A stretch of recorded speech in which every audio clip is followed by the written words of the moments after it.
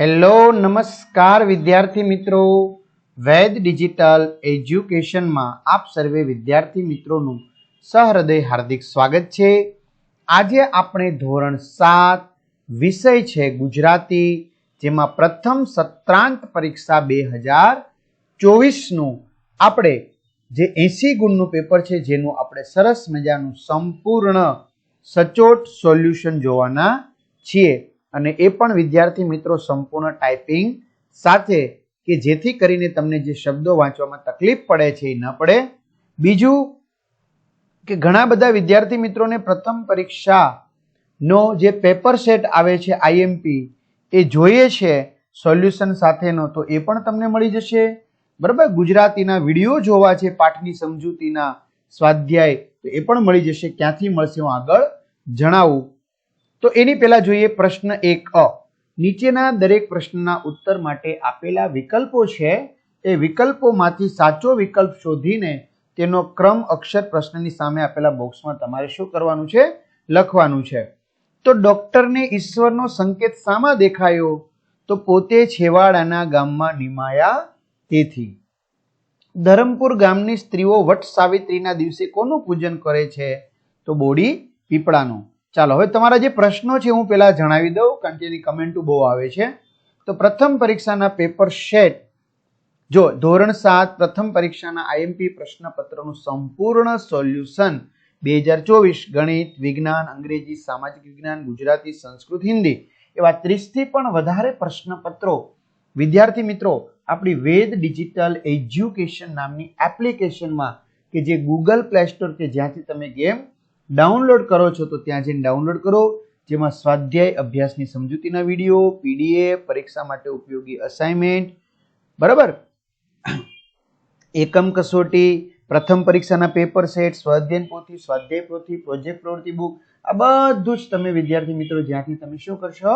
Game download કરશો, ત્યાં જઈને ડાઉનલોડ કરો, ઓપન કરશો એટલે આ પેજ ખુલેમાં તમારા મમ્મી અથવા પપ્પાના મોબાઈલ નંબર નાખો, સેન્ડ ઓટીપી કરો, 4 આંકડાનો ઓટીપી નાખશો એટલે પેડ કોર્સમાં જુદા જુદા પેડ પ્લાન, એક્ઝામ પેપરમાં પેપરો, 3 થી 12 માં 3 થી 12 ધોરણના વિડીયો, તમને જે ધોરણમાં તકલીફ હોય તો એ ધોરણના તમે વિડીયો જોઈ શકશો, બરાબર, વિષયમાં જે પાઠવાય છે, અથવા તો શાળા મિત્ર હોય તો ધોરણમાં તમારું ધોરણ પસંદ કરી વિષય પ્રમાણે પાઠવાય વેદ ડિજિટલના વિડીયો નિહાળી શકો। ટૂંકમાં તમને અહીંથી બધું મળી જશે, ટાઈમ ટેબલ ને આ તે બધું જ।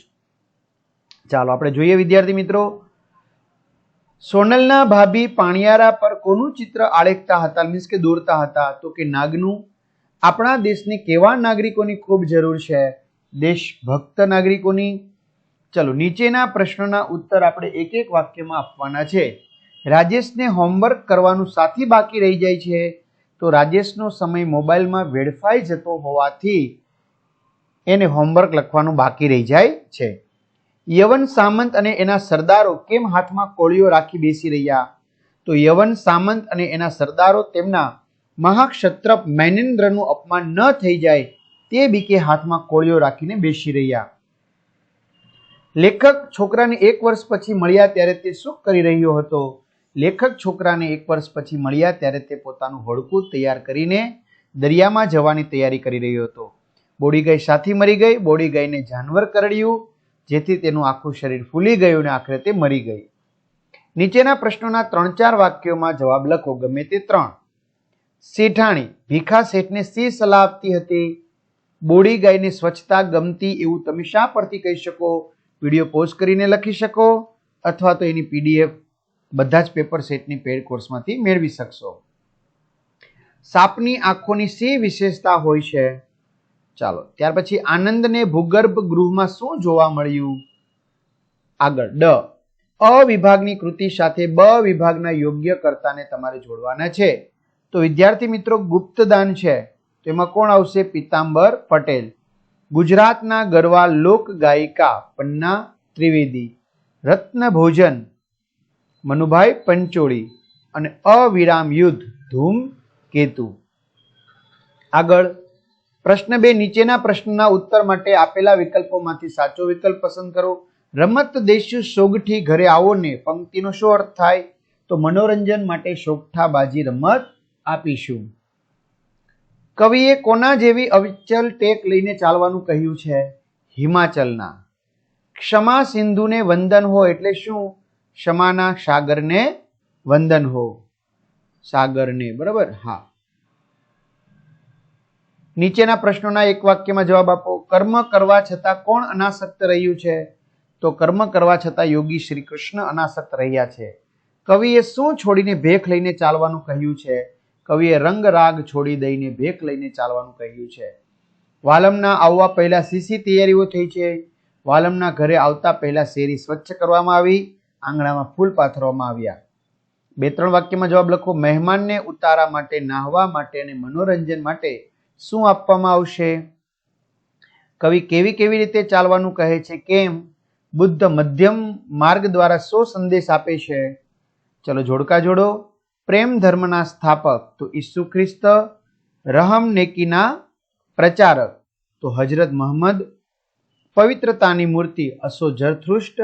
સંન્યાસીનો ધર્મ ઉજાળ્યો ભગવાન બુદ્ધ. ત્યાર પછી છે નીચેના ભાવાર્થની કાવ્ય પંક્તિ લખો. જો અહીં ઊભા રહ્યા ચરણ થંભી ગયા, ગતિ અટકી ગઈ તો મોત નક્કી છે. જો ચાલતા રહ્યા તો ચરણ વણ થંભ્યા, ગતિશીલ રહ્યા તો જીવન ધન્ય થશે, જીવનનો જય જયકાર થશે. તો અહીં ઊભા તો મોત, જશું તો જીવન જય જયકાર. આપેલી કાવ્ય પંક્તિઓ આડાવડી થઈ ગઈ છે, તેને યોગ્ય ક્રમમાં ગોઠવી ફરીથી લખો. તો દાડમી દાંતણ ઘરે દેશું આવો, કાંબ દેશું ને દેશું કણેરી મારે ઘરે. તો દાંતણ દેશું દાડમી ઘરે આવો ને, દેશું દેશું કણેરી કાંબ મારે ઘરે આવો ને. ચલો સમાનાર્થી શબ્દ લખો માગ્યા મુજબ. પાણી એટલે જળ, વારી. વિદ્યા એટલે ભણતર, શિક્ષણ. ત્રાડ એટલે રાડ, બૂમ. હિંમત એટલે હામ, બહાદુરી. અનુપમ એટલે સર્વોત્તમ, અદ્વિતીય. ધમકી એટલે તાકીદ, ચેતવણી. વિરુદ્ધાર્થી મિથ્યા, સાર્થક. વેળા, કવેળા. વિચલ, અવિચલ. કઠણ, કોમળ. આનંદ, શોક. સફળ, નિષ્ફળ. જોડણી સુધારો. નિમણૂક, વિચિત્ર. પાણિયારું, નિરીક્ષણ. પ્રાચીન ને પથ્થર. શબ્દ સો માટે એક શબ્દ. મનોકામના પૂરી કરનાર ગાય, કામધેનુ. દેવને ધરાવેલી ખાવાની વસ્તુ, નૈવેદ્ય. કોઈ બાજુના અતિપણા વિનાનો વચલો માર્ગ, મધ્યમ માર્ગ. રૂઢિપ્રયોગનો અર્થ આપીને વાક્ય પ્રયોગ કરો. ધમ પછાડા કરવા, છૂટવાના પ્રયાસ કરવા. વાછડું ગાય પાસે પહોંચવા ધમ પછાડા કરવા લાગ્યું. વિશેષણ બનાવો. રંગ, રંગીન. ધર્મ, ધાર્મિક. શ્રદ્ધાળુ, શ્રદ્ધા. અર્થ, આર્થિક. જોડાક્ષરોના વર્ણ અલગ કરો. શુદ્ધ, બરાબર? તો શુદ્ધ, ધ, દ અને ધ. નિશ્ચય, ચય. સ વત્તા ચ. સદ્ધ, ધ, ધ, ધ. વિદ્યા, દ વત્તા યા. એવી રીતે વર્ણ સામ્ય ધરાવતા શબ્દોનો અર્થ લખો. જડવું અને જડવું. જડવું એટલે સજ્જડ બેસાડવું, જોડવું. અને જડવું અનુસ્વાર હોય તો ખોવાયેલું ફરી મળી આવવું. હોંશ અને હોશ. હોશ એટલે ઉલટ, ઉમંગ. હોશ એટલે ભાન શુદ્ધિ. ચલો મુદ્દાને આધારે વાર્તા બનાવો. પ્રામાણિકતાની કસોટી, બરાબર? હોજને દૂધથી ભરવાનો અકબરનો જે ખ્યાલ હતો, તો એની વિદ્યાર્થી મિત્રો સરસ મજાની વાર્તા પણ આપેલી છે. વિડીયો પોસ્ટ કરીને લખી શકશો. વિચાર વિસ્તાર કરો. જલાવી જાતને ધૂપ સુવાસિત બંધુ કરે, ઘસીને જાતને સંતો અન્યને સુખિયા કરે. જાતે કરવું, જાતે રડવું, જાત વિના સૌ જૂઠું જી. જાતે જૂજવું, જાતે વધવું, જાત વડે ઉધરવું જી.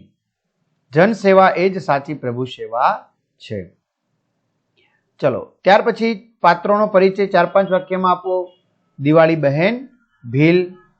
તોફાની દરિયો છોકરાની નજરે. ચલો યોગ્ય વિરામ ચિહ્નો મૂકો. અરે યાર કૌશિક શું કરે છે? અરે વાહ ભાઈ વાહ, તું અને ગણિત. ચલો નિબંધ લખો. મારું પ્રિય ઝાડ, વૃક્ષ, લીમડો. તો લખેલું છે મારું ગુજરાત. મોસ્ટ આઈએમપી જય જય ગરવી ગુજરાત કાવ્ય છે એટલે. અને માતૃપ્રેમ અથવા તો મારો પ્રિય તહેવાર દિવાળી, બરાબર? તો આ રીતે વિદ્યાર્થી મિત્રો તમારે 80 માંથી 80 ગુણ પ્રાપ્ત થાય એવી શુભકામનાઓ. અને હા, આ સિવાય તમારે બીજા બધા પ્રથમ પરીક્ષાના પેપર સેટ જોતા હોય તૈયારી કરવા માટે, તો મેં કહ્યું એ પ્રમાણે ક્યાંથી મળી જશે? આપણી એપ્લિકેશનમાં પેડ કોર્સમાંથી મળી જશે, બરાબર? બધા જ વિદ્યાર્થી મિત્રોને બેસ્ટ ઓફ લક. પણ એ પહેલા ખાસ વિદ્યાર્થી મિત્રો ચેનલમાં નવા હોય ચેનલ સબસ્ક્રાઇબ કરી વિડીયો લાઇક કરી દો. તમારા મિત્રો દોસ્તોને ચોક્કસથી શેર કરી દો, બરાબર? અને સરસ મજાની તમારે કેટલા ગુણ આવશે એની તમે શું કરી દો? કોમેન્ટ કરી દો. તો બધા જ વિદ્યાર્થી મિત્રોને બેસ્ટ ઓફ લક. અસ્તુ. જય હિન્દ, જય ભારત.